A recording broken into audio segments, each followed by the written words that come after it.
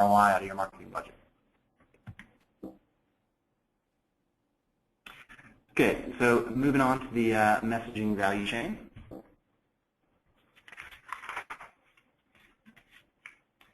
So what does the value chain look like? Well, in the mobile messaging world, it's a pretty complex ecosystem. You obviously start with the brands, the marketers. They're the ones that have the content. They're the ones that want to communicate with the customers on the other end.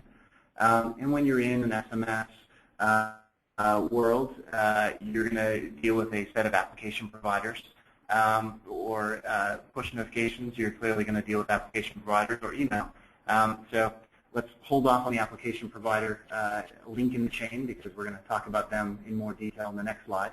But jumping to the next link in the chain is the aggregators.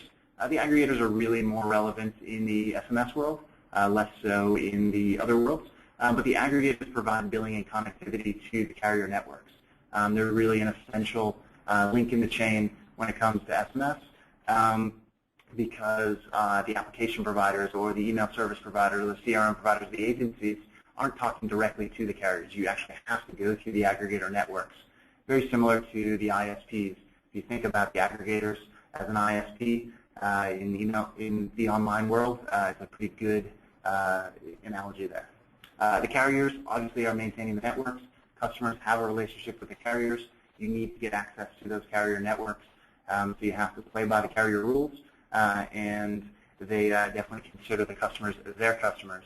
So there's often a number of rules that you have to navigate to play nicely within the carrier playbook.